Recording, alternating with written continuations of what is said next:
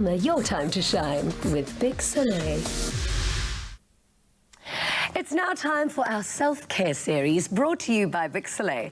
Going about our day-to-day lives becomes increasingly easier when we maneuver through life surrounded by only good vibes. This is absolutely my mantra, and this applies to our personal and professional spaces. However, what happens when these spaces are contaminated by toxicity, and how do we block out the negativity? Welcome back to the show. Thank you very much. Such a pleasure to have you here.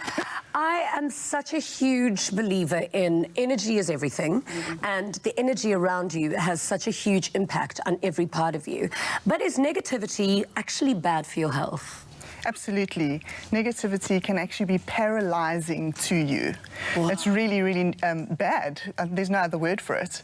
It can actually be so bad that if you're constantly exposed to negativity, you won't be able to string a sentence together. Yeah. Wow. I want to use an example, okay? Yeah, so let's say that you're working at a company and the SEO is really negative. He's criticizing and he's really just got nothing nice to say to anyone. Yeah. Immediately in that space, you are going to lose your energy. Yeah. You're going to feel totally unprotected, and you're going to feel as if you need to protect yourself, and what that's going to do is it's going to affect your physical body. Yeah. Wow. Absolutely. And you kind of see a trend happening with people where if they have negative people in their life, toxic people in their life, it's so difficult to get rid of them. You either feel connected to them. What kind of relationship does that bring with you? Yeah, okay, so there are going to be two things why you get stuck with someone. It's going to be a physical thing, like it could be a parent, it could be a partner that you're in a relationship.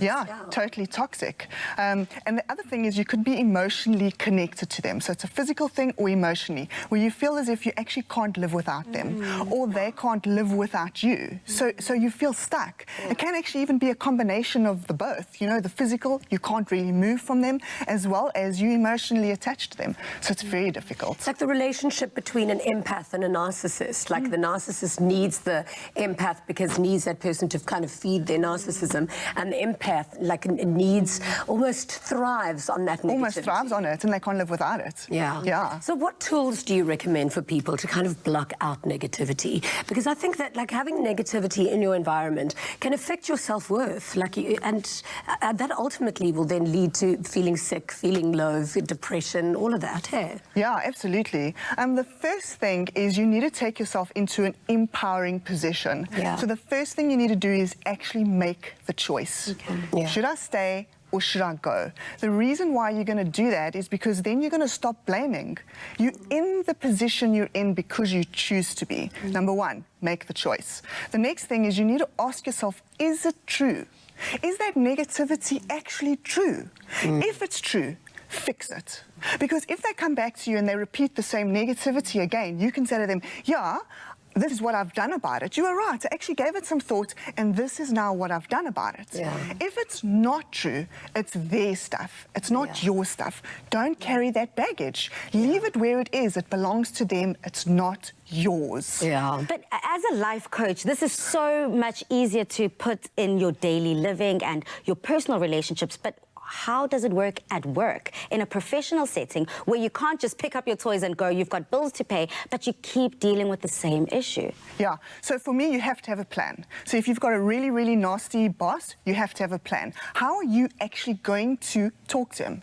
You need to go into his office and you need to talk about your clients. How? Plan it. Make sure you're breathing before you walk in. Get a pen and a piece of paper and literally plan it. Step one, make sure I know my content. So if he asks you a question, you're going to have the answer. So you're well read on whatever it is. So plan exactly how you're going to approach him. The other thing which is so vital is make sure what we discussed on Monday. Make sure you've got me time.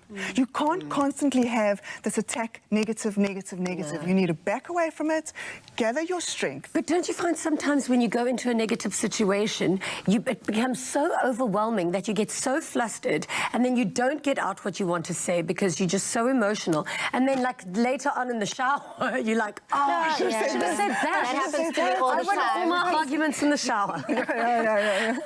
So the idea is go back. If this is the person that you've chosen to, let's say the boss, you've decided at this stage of your life you can't move. You have to be working there for whatever reason. So go back to him and say, listen, I actually don't like it, but have a plan.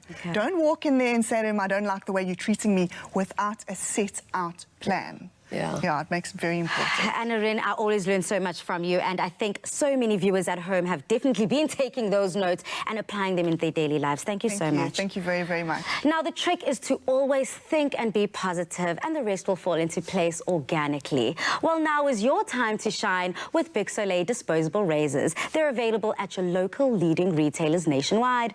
Now, after the break, we make a tasty shakshuka recipe with Chef Putzeletso. Plus, we meet Dr.